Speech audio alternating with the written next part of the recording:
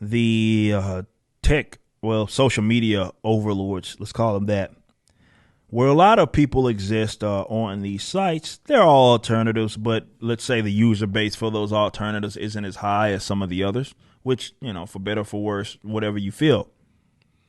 Twitter is, as I've mentioned, I played chicken with them for a month and some change as they had me,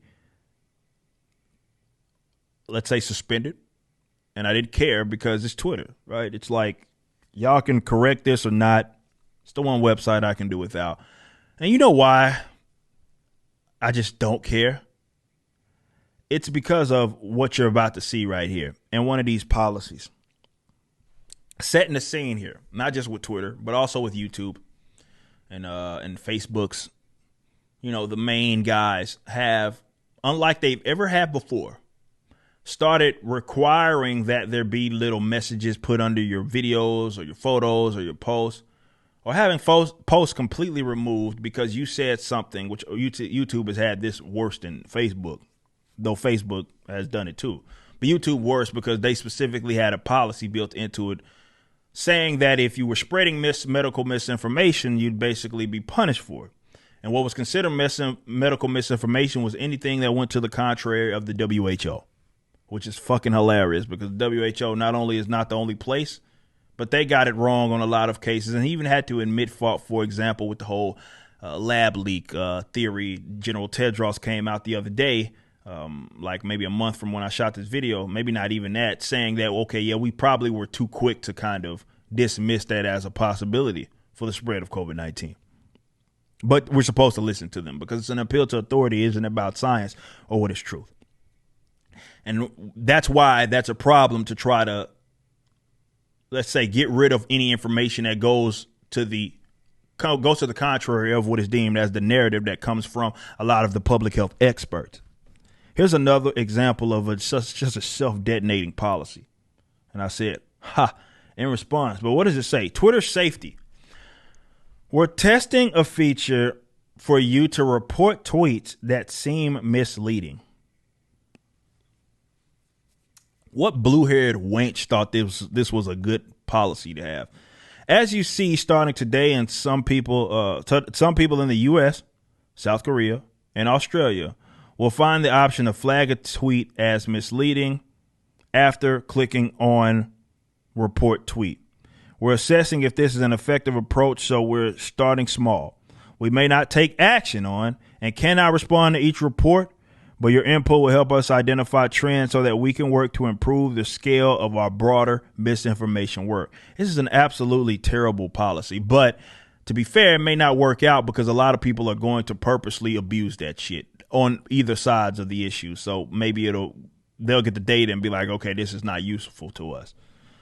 Or they may pull and just say, okay, this goes against the narrative. This was mass reported. Therefore, we're either going to take it down and punish the person, which is more so what the problem ends up becoming because the person gets, knocked off the website for it and whatever. That's their right to do unless it violates terms of service on their side and the contractual obligations that they're tied to.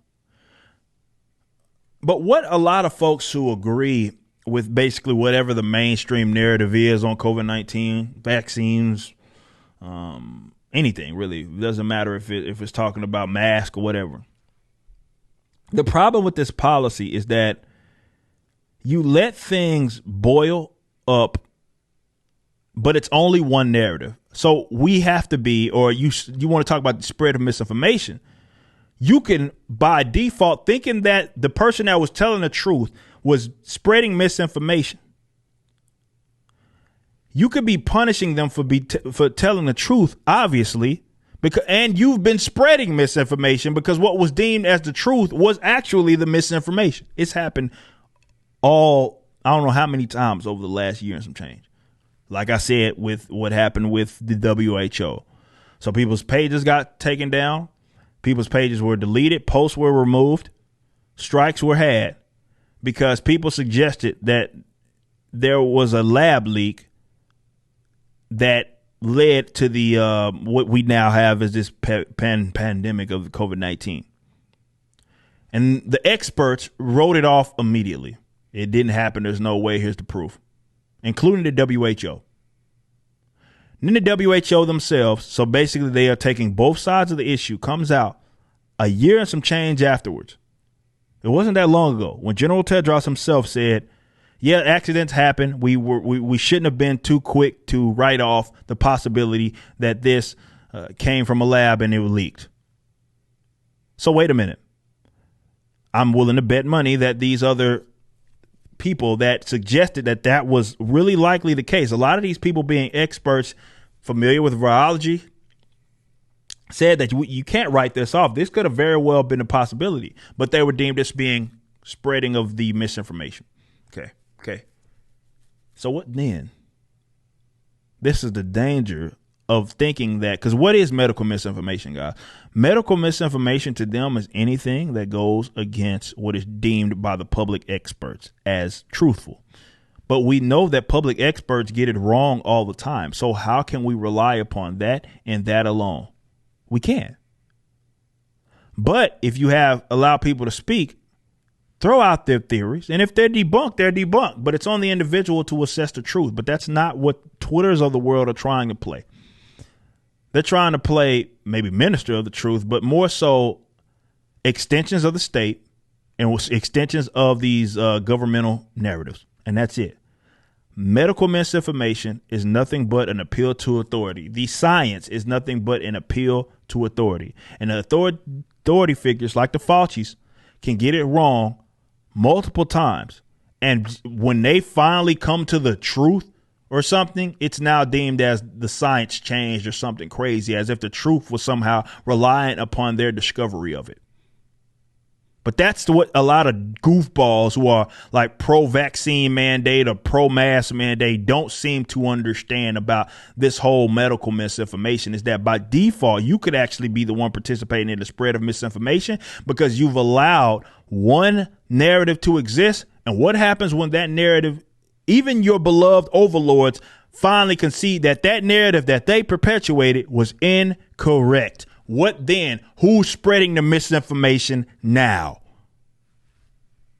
Just let people assess it. But this is a dangerous policy, but we'll see how far it goes with Twitter. Fuck Twitter, though. I mean, it's again, one of the sites that I can do without. I'm on it. I have a big following going on. I continue to post on. I'd be stupid not to, considering that I'm getting my message out there to more people. But it's not one of those that I lose sleep over when I get a suspension. Like, it's like whatever. You just watched a clip from my podcast, For Canon's Sake. Catch us live at 12 p.m. throughout the week over at youtube.com/YoungRipper59 and follow us over at odyssey.com/@YoungRipper59. If you want to watch the entire video cast after the show is over, just be sure to become a member on the YouTube channel. Of course, the full audio portion of the podcast is available for free on all major digital platforms, or just visit forcanonsake.com.